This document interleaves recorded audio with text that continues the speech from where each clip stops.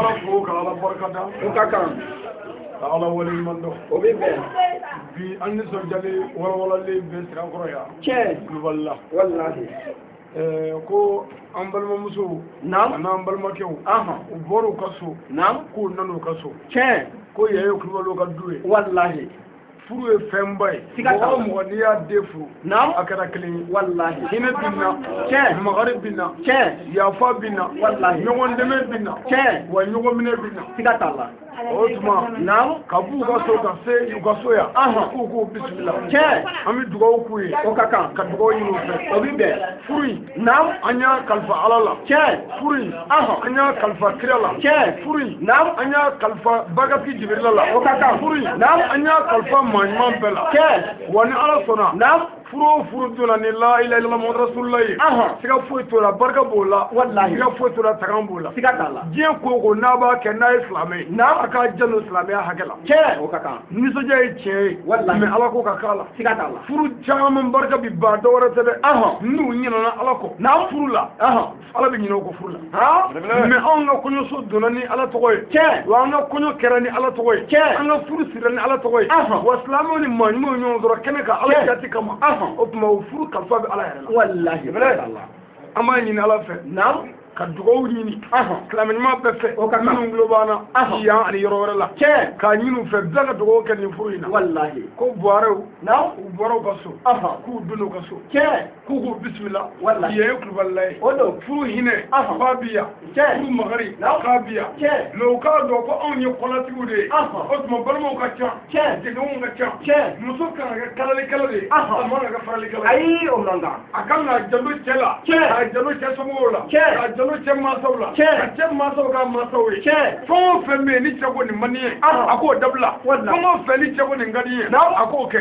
n'o kɛra bɛɛ n'a ye den sɔrɔ o den bɛ den jɔ wallahi wa n'a ma den sɔrɔ ala bɛ den di a ma o b'a dɛmɛ siga t'a la i bɛ muso dɔw ye delili la sirada la gɛlɛya la ɲani na i b'a sɔrɔ a caman ye npogo don a cɛ la siga t'a la a bɛɛ t'o ye dɛ a caman y'o ye wallahi o tuma ni mɔgɔ o mɔgɔ ye da sago i cɛ kan ko se b'i ye ko i ye fangatigi ye ala bɛ den d'i ma den min npogo don i la walima a bɛ den d'i ma den min b'i fili kɔ kan walima a tɛ den d'i ma a bɛ tila ka maa ci o bɛ da sago i kan wallahi a caman o tuma an nisɔndiyalen bɛ nin kɛnɛ in kan yan wallahi muso dɔw bɛ yan wallahi minnu ma o cɛ sɔsɔ abada siga t'a la a tuma an bɛ ala deli n'olu ye wallahi wa cɛ dɔw bɛ yan wallahi minnu ma da sago fiyewu muso ninnu ayi o ma kɛ wa den dɔw bɛ yan minnu ye dugaden ye olu bɛɛ ye ɲɔgɔn sɔrɔ kɛnɛ min kan o de ye ala ka kɛnɛ wallahi anw yɛrɛ o fɛn min y'an se yan o bɛɛ ye ala ko ni kira ko de ye wallahi ɲɔgɔn kanu ye n'an ye ɲɔgɔn kanu fɛn bɛɛ bɛ n'o kɔnɔ siga t'a la n'o tɛ an ka dɔgɔ nka an t'i ye du bɛɛ kɔnɔ siga t'a la sabu i n'i ka waritigi n'i ka setigi anw t'a dɔn k'i dalen don ayi anw ka mɔgɔ b'an bɔ si an m'an wasa don o la wallahi an ka diinɛ kɛ n'o ye mɔgɔ min bɛ ka kaburu filɛ ala o ɲɛ t'a ka wari la ayi mɔgɔ min bɛ ka kaburu lajɛ o tɛ etazi ye ayi mɔgɔ min bɛ ka kaburu filɛ o tɛ mobili ye ayi ne m'a fɔ karamɔgɔ tɔw dɛ mɛ ne ko ali sangare de ne y'i sali fata man yakulu habib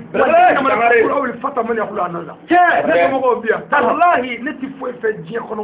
nawɔrɔ dilanli tɛ mɛ nawɔrɔ dilanli kuma n t'o bila muso ye n t'o bila cɛ ye n t'o bila faama ye wa n bɛ fɛ n bɛ fɛn o fɛn kɛ n b'a kɛ ala kama n bɛ yan nɔ ala kama wa n nana ala kama wa n bɛ n ka baara kɛ ala kama n'i y'a dɔn e kungo don n'i ye nɛni n y'a fara n'i ye n wele polisi la n y'a fara n'i ye n nɔgɔli n y'a fara nka n bɛ n ka baaraw kɛ ala kama ala kama mori bi o ye ɲɔgɔn sɔrɔ o fɛ yan an bɛ dugawu kɛ furu in na ala k'a barika ala k'a kisi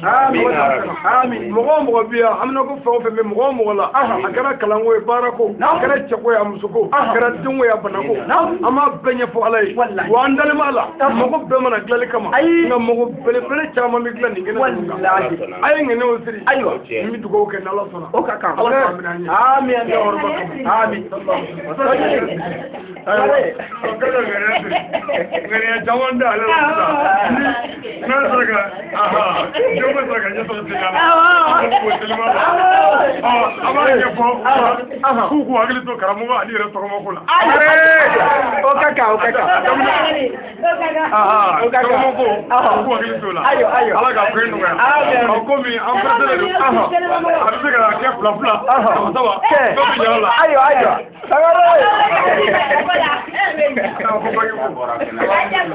a tɛ bugo an b'a ɲɛfɔ ale بعد أعوذ بالله من الشيطان الرجيم. بسم الله الرحمن الرحيم. الحمد لله رب العالمين الرحمن الرحيم. مالك يوم الدين إياك نعبد وإياك نستعين. اهدنا الصراط المستقيم صراط الذين أنعمت عليهم غير المغضوب عليهم ولا الضالين. اللهم صل على سيدنا محمد عدد ما فيه الله صلاة دائمة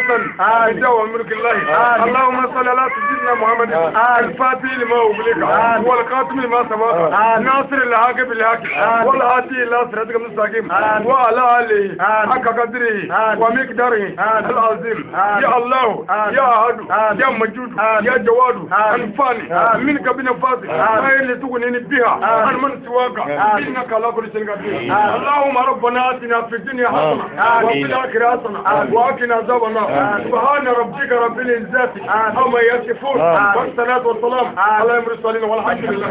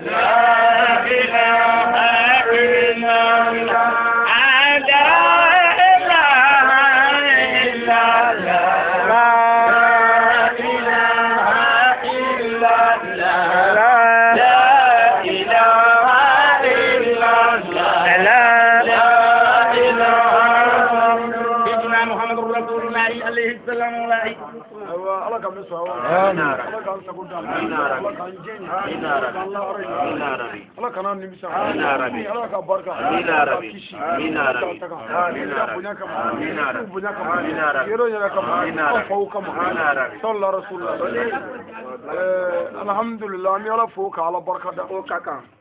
nin kenen ye kene bay wallahi mais haklitigi bi hakli do soro nin kenen ka sigata la min ti soro kene beka wallahi sigata la masa sulemana nam ala ka kira do aha tiens ay kuma ya famu na aywa sulemana ka mariage do aha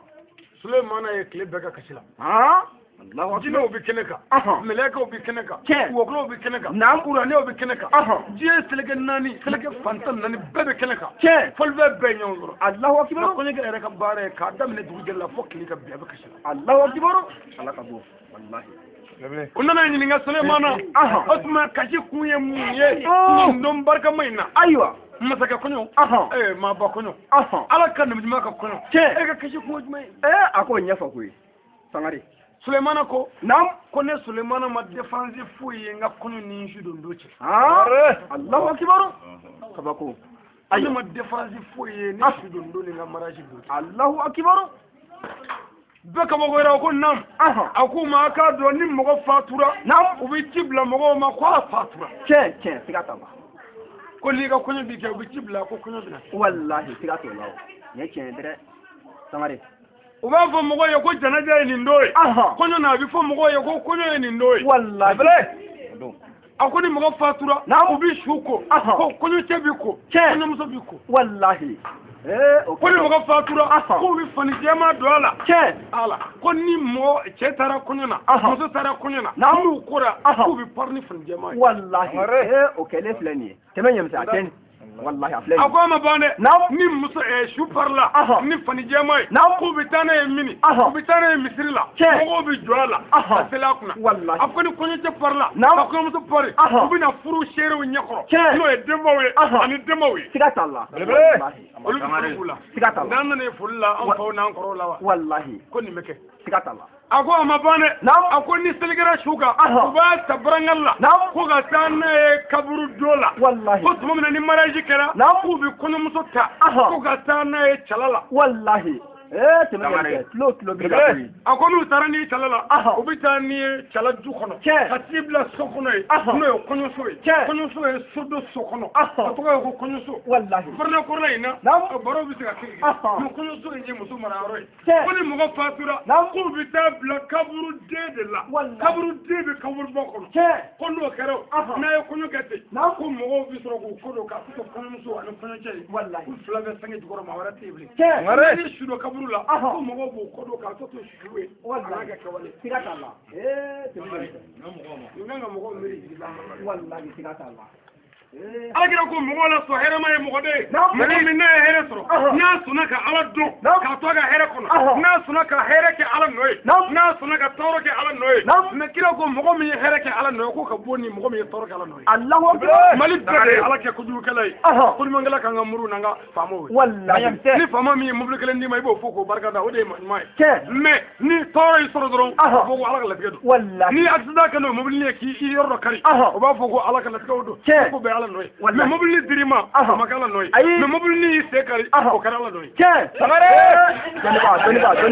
ɲɛmɔgɔ ma n'o tulo b'i la koyi ni bɛ kɛlɛ kan o tuma ala tɛ kojugukɛla ye ala mago b'a la dumuni ka ala dɔn fɛn bɛɛ la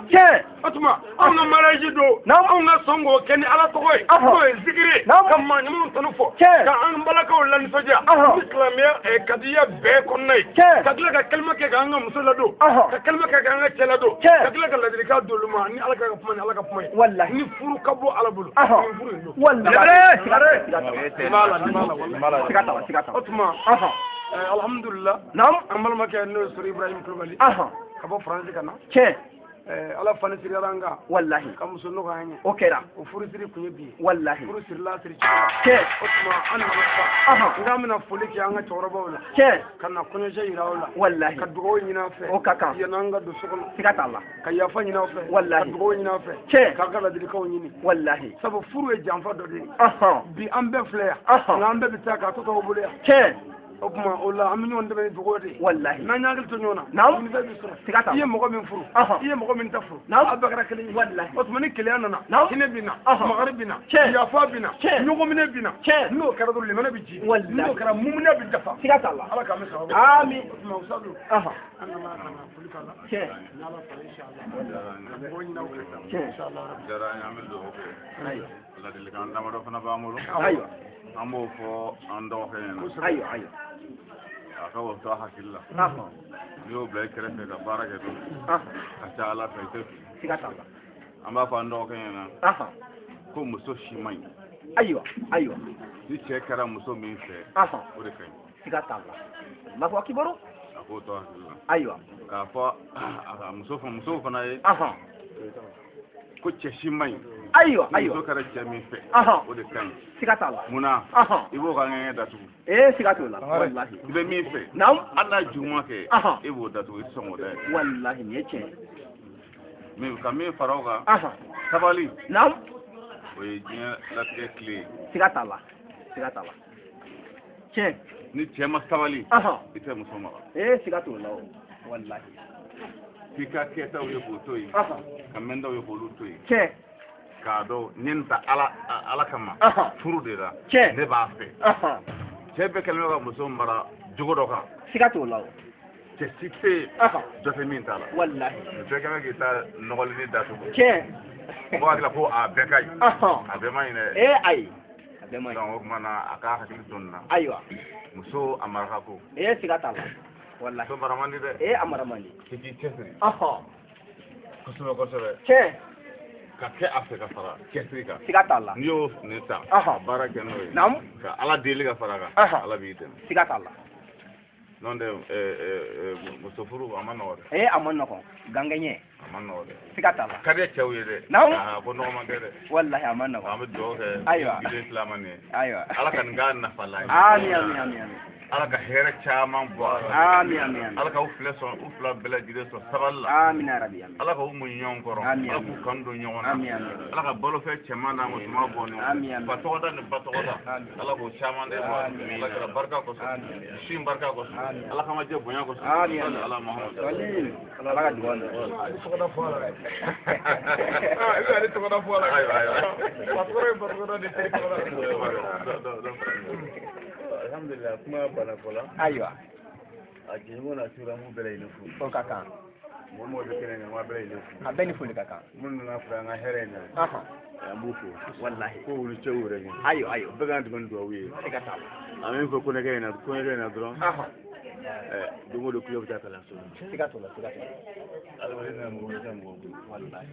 i tɛ se ka bonya mɔgɔ ma ayi abada a dɔw b'a la n'i ye ladilikan mɛn ne fana waleɲuman bɛ a bɛ sira ta an bɛ kuma kelen dɔrɔn de f'a ɲɛna ladilikan an bɛ se ka diɲɛ dɔɔnin bɛ fara ɲɔgɔn kan o dakura kelen na ayiwa a ka baara kelen ayiwa bisimila diɲɛ dɔɔnin bɛ dakura kelen n'a y'o ta a bɛ diɲɛ dɔɔnin bɛ sɔrɔ Allahu akibaru ɲamu o ye jumɛn ye fɛn min man d'an ye o man d'a muso ye dɛ ayi wa dɔɔnin banna ye Allahu akibaru ala ka bon voilà ayiwa min ka d'an ye o fana ka da muso ye dɛ siga t'o la a kana kɛ dɔrɔn ale kelen de bɛ muso nɔ n'o tɛ dɛ ayiwa min t'i fɛ ma min man d'an ye a k'a bila kunkolo man da muso ye ayiwa siga t'o la min ka d'an ye a k'a bila kunkolo fana ka da muso ye dɛ siga t'o la a ka da a muso k'i fara ɲɛkɔrɔ tiɲɛ a fana ka di muso ale k'i fara muso ɲɛkɔrɔ siga t'o la i y'a faamu ayiwa kilo y'a mɛn n bɛ kuma dan an t'o ɲɛ ayiwa ala ka sallallahu alaihi wa sallam bɛ don kɔɲɔso la wa sali tasa dɔwɛrɛ tun b'a bolo n'i y'o dɔwɛrɛ kɛrɛfɛ f'i k'i gɛrɛ ka n'a ka taa sira ayiwa n'ala kɛ bɛ kɔɲɔso kɛ a bɛ nɔnɔ ɲini k'a bila nɔnɔ kɛnɛ a bɛ jogo 2 seli naamu a n'a muso bɛ jogo 2 seli yanni ka da tugulen ko yɛrɛ ka don sanfɛ da tugulen kɔfɛ o b'a sɔrɔ ka nɔnɔ kɛnɛ in min ayiwa u tila nɔnɔ kɛnɛ in min ka di ɲɔgɔn ma après i bolo da a kunkolo yɛrɛ la duwawu min kɛra sababu kɛra o fɔlɔ tɛ se ka kalanso na bilen nka a teriw bɛ yan nɔ o mana ti kɛ ka bila sira o y'o baden mais ne yɛrɛ hamina ko ye a b'o fɔ n'o kɛra sa ayiwa ko tɛ b'u yɛrɛ bolo o bɛ se ka sange datugu voilà donc an bɛ min kɛ k'a bilasira an b'a a ɲini ala fɛ u ka so ala ka barika don ala ka barika don u ka so ala ka barika don u ka so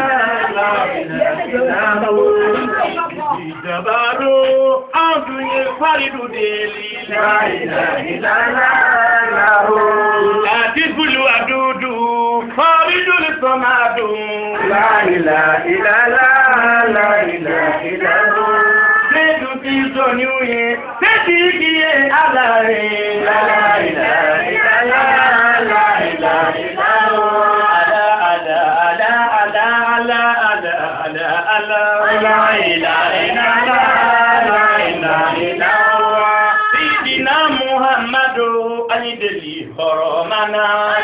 ilaha illallah la ilaha illallah yo minu temena ani minu bilbalola la ilaha illallah la ilaha illallah horamati minu temena ani minu bilbalola la ilaha illallah la ilaha illallah ani aladeli nu toyede da barika donni furula la ilaha illallah la ilaha illallah amba didi ala hobe minu kera de fawye la ilaha illallah la ilaha illallah minu kera de fawye ani balima musoni uye la ilaha illallah la ilaha illallah naw manana kene ikono ala kana mutini misa la ilaha illallah la ilaha illallah abada abaka no bofuru ikono de la ilaha illallah la ilaha illallah abaka ke kuna wolo e nani awube de la ilaha illallah la ilaha illallah wo abaka ke dogo dia e nani awube de la ilaha illallah la ilaha illallah so ibrahim o kalande unana niyaw te ko e la ilaha illallah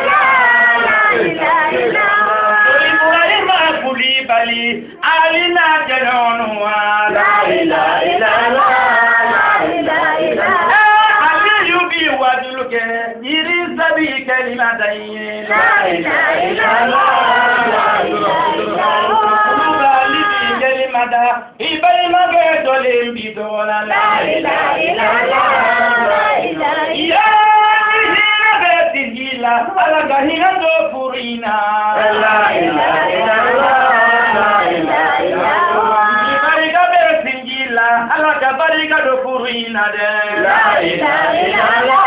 la ilaha illallah jinje do kolo timbe ala bolu ala ga puri kolo la ilaha illallah la ilaha illallah dajugo bolu jugo toro ala ga utangoma la ilaha illallah jugu bolo jugu ni tutugun jugu ala ga awu kizi la ilaha illallah la ilaha illallah ala ala ala ala ala ala ala ala la ilaha illallah la ilaha illallah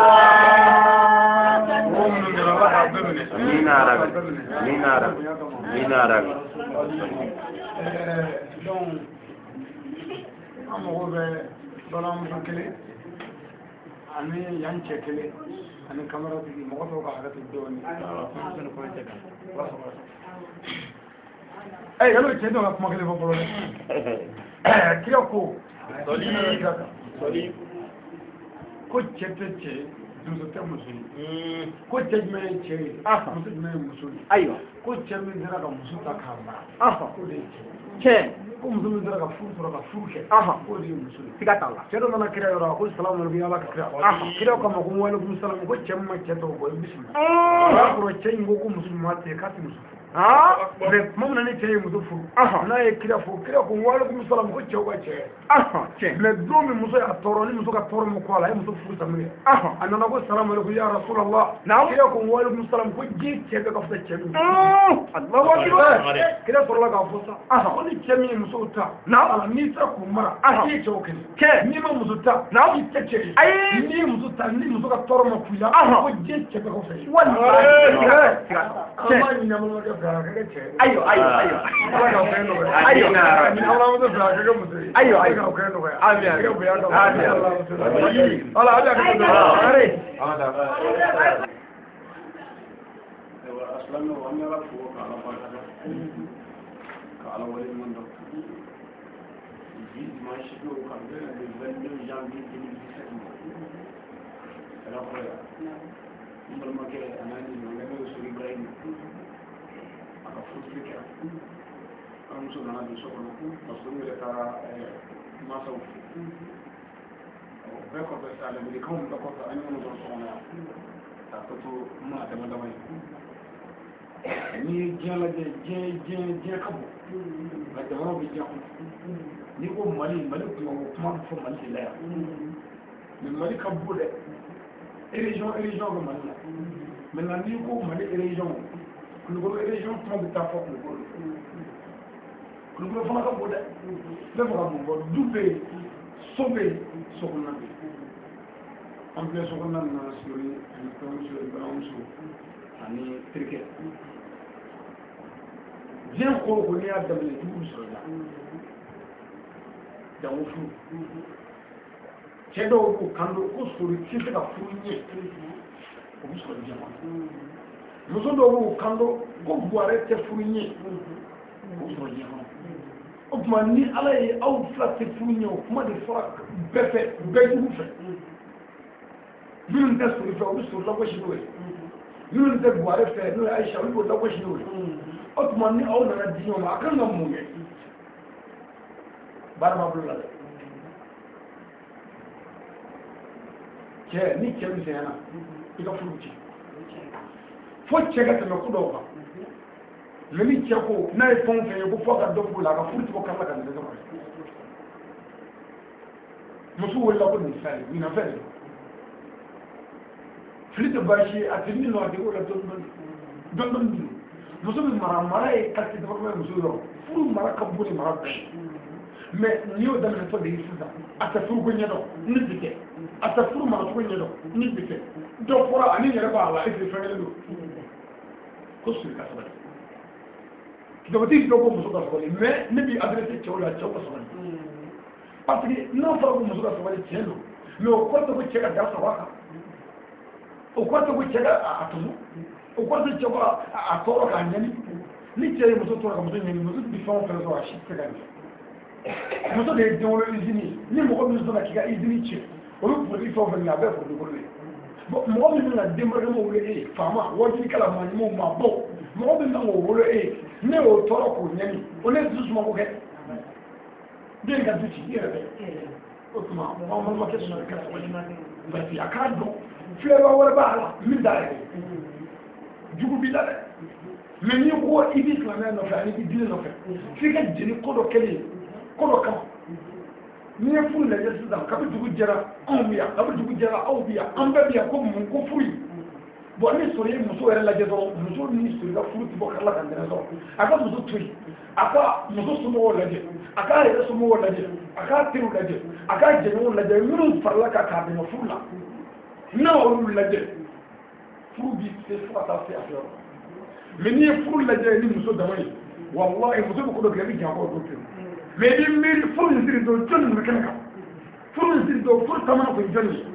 ne fa min bɛ yen o de kumana la wa o ye mun fɔ a la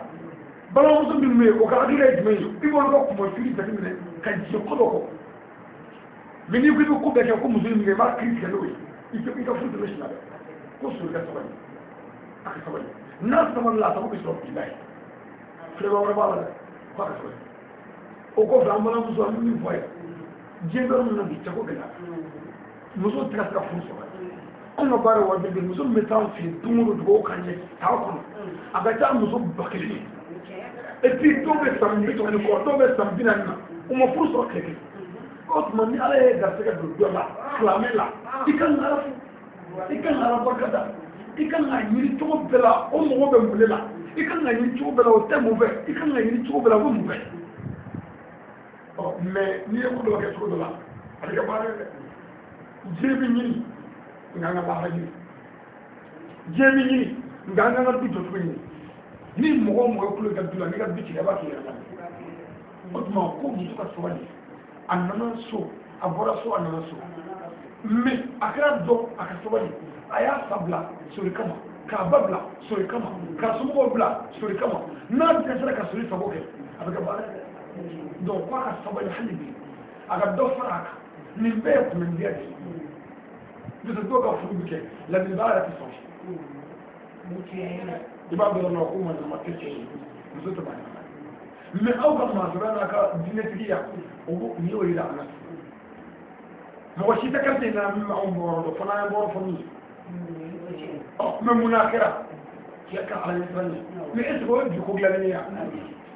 ko kow bɛ labɛn de donc an bɛ min ɲini surunna muso fɛ u ka sabali u ka ɲɔgɔn minɛ u ka yafa ɲɔgɔn ma u ka hinɛ ɲɔgɔn na ni hinɛ bɔra furu la o ye furu tiɲɛnen ye ni kanu bɔra furu la o ye furu tiɲɛnen ye n'o tɛ muso ka di ye cɛ ka di ye walahi a jɛnɛma ye kalo wɔɔrɔ ye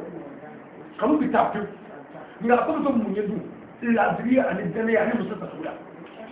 ani muso masaw n'o tɛ fɛn wɛrɛ o fɛn wɛrɛ kalo wɔɔrɔ n'i y'o k'a kan diɲɛ fɛn o fɛn wɛrɛ kan e hakili sigiyɔrɔ bɛ sɔrɔ sa hali bazɛn wɛrɛ n'i y'a kala su la k'a don siɲɛ kelen k'a don siɲɛ wɔɔrɔ i bɛ waati k'a kɔ dɔɔnin o yɛrɛ de ye min dacogo ye moto bɛ ten mobili bɛ ten wa du bɛ ten ɔ mɛ n'o kɛra k'o tɛ ko i k'a fili mɛ n'o kɛra n'o bɛnna ni muso yɛrɛ ka ko kundankɛw ye furu ti bɔ kala ka tɛmɛ dɔrɔn mɛ ni i y'o kɛ n'i nana ye kun muso somɔgɔw de ye maa ɲɛnama ye muso teriw ye maa ɲɛnama ye muso jɛɲɔgɔn ye maa ɲɛnama ye nka a tɛ ɲuman kɛ ne la i b'a minɛ olu kama fo ka na den sɔrɔ olu kama bon den in kama bɛɛ bɛ tila ka muso de mɛ ni muso caman furu de sa k'u ma den sɔrɔ denw dama tɛ dɛ den ko ni den ma sɔrɔ cɛ bɛ tɔɔrɔ o ye jagoya ye o ye cɛw fana danjuguya ye sabu furu tɔnɔ ye den ye mɛ n'i y'a ye i ma den sɔrɔ dɔrɔn o yɔrɔ bɛ cɛ y'i bila fɛn dɔ bɛ yɛrɛ la n'o tɛ muso dɔw bɛ yen walahi ma den sɔrɔ cɛ ko tɛ se ka ban waati tɛ i ka lafiya kan wa muso dɔw bɛ yen i bɛ se ka cɛ dɔ bɛ se ka muso naani furu mɛ muso fɔlɔ hali bi fo ka taa cɛ dɔw san muso fɔlɔ de bɛ ka ko bɛɛ kɛ dɔw yɛrɛ tɛ hali muso furula kɛmɛ kuma don muso taara jɔyɔrɔ n'i y'i nakun kɛ k'i nakun dɔn hali n'i ye premier hali muso tɔw ni kɔfɛ walahi cɛ bɛ bonya wa a bɛ daminɛ tugun donc muso ka ko ni cɛ ka sɔrɔ fitinin ye o ka bɛn muso ka balimamuso min jateminɛ ka du jateminɛ ka kɛ dilanni kɛlɛ a kana kɛ faralikɛla ye a nana sɔrɔ dumɔgɔw faralen don ɲɔgɔn kan a kana kɛ sababu du dɔw fara teriw bɛ cɛ la jɛɲɔgɔnw bɛ cɛ la balimaw bɛ cɛ la ni min ye mɔgɔ jugu ye o tuma a yɛrɛ ka kuma o fɛ ka bɛn n'a hakili gawo ye mɛ a kana fɔ ka bɛ farali kɛ a ba muso caman bɛ du ci ko mɔgɔw bɛ cɛ la n gɛlɛya kɛ furu dɔw bɛ kɛ bamakɔ a b'a fɔ cɛ yɛrɛ ɲɛna ko cɛ ka bɔ duba kɔnɔ e dun furula ka na duba kɔnɔ duba dun ye furu a ka janfa da o tuma an bɛ min ɲɛ muso fɛ a ka anw lajɛ a ka mansaw lajɛ an yɛrɛ b'an ka so kɔnɔ wala tuma dɔ la i fa bɛ kɔnɔ i ba la a tun bɛ ma mɛ i tɛ t'a la bon o la ne ko bɛ ti jɛni dɔ ye a bɛ ka kungo ye dɛ donc k'a ka jɛni ko wele pour que don dɔ ka na an ka se ka hakili to dɔ suma na halisa ala k'an bɛ sɔrɔ a bɛ ɲɛnɛw sigi an bɛ dugawu kɛ n'ala sɔnna inshallah dugawu minnu bɛ kɛ kɛnɛ kan a ti bi parce que dusukun m'a kɛ a b'a sɔrɔ an bɛ niveau min na ala b'o dɔn halisa ala k'an sago da alhamdulillah joli ne lage ala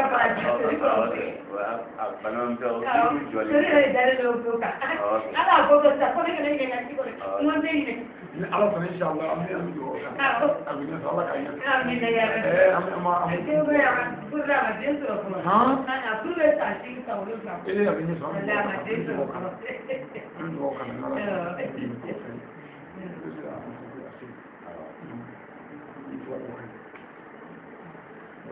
بسم الله الرحمن الرحيم الحمد لله رب العالمين الرحمن الرحيم مالك يوم الدين إياك نعبد وإياك نستعين اهدنا الصراط المستقيم صراط الذين أنعمت عليهم غير المغضوب عليهم ولا الضالين اللهم صل على سيدنا محمد الفاتح لما أغلق اللهم صل على سيدنا محمد الفاتح لما أغلق اللهم صل على سيدنا إبراهيم الفاتح لما أغلق اللهم صل على سيدنا موسى الفاتح لما أغلق اللهم صل على سيدنا عيسى الفاتح لما أغلق اللهم صل على سيدنا سليمان الفاتح لما أغلق اللهم صل على سيدنا آدم الفاتح لما أغلق هو القاتل ما سبق ناصر الحق بالحق والحق إلى صراط المستقيم وعلى آله حق قدره ومثل الله عظيم اللهم صل وسلم على سيدنا محمد وعلى آله وأصحابه أجمعين اللهم إنا نسألك علما كثيرا من النبي صلى الله عليه وسلم اللهم نقل منك من بلا جلال وجهك الكريم ولا يجوز الطريق سبحان ربك رب العزة عما يصفون والصلاة والسلام على المرسلين والحمد لله Allah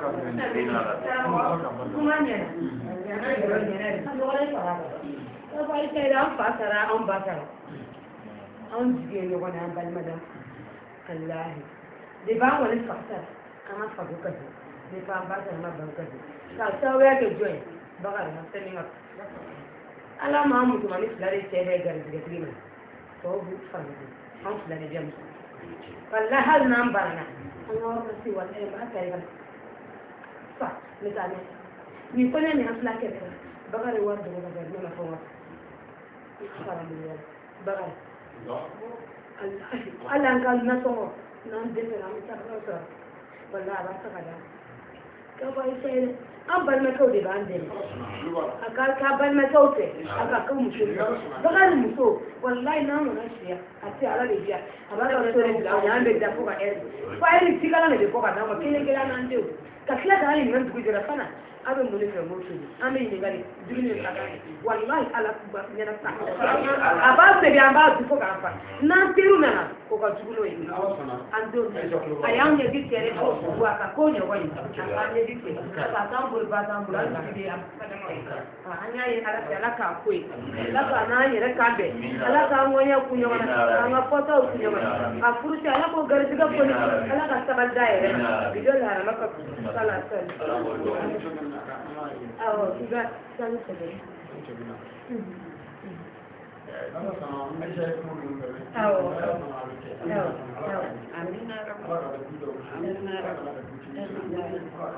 a faw ya fay na ko tudel tolu fe ulu ya fay wa re fe fe a ko ba ta mata mate tudel tolu fe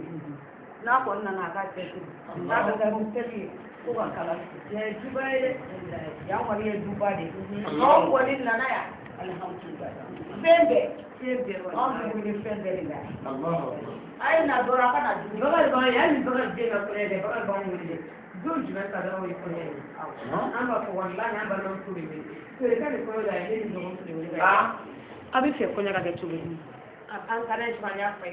wa do ju na ka da o ni ya ala ta de de do ju na ka an ko bagal an ji na shi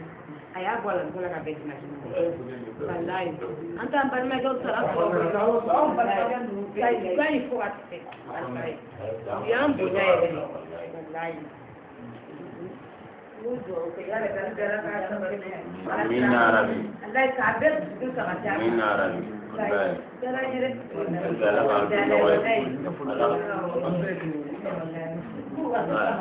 an cian baraji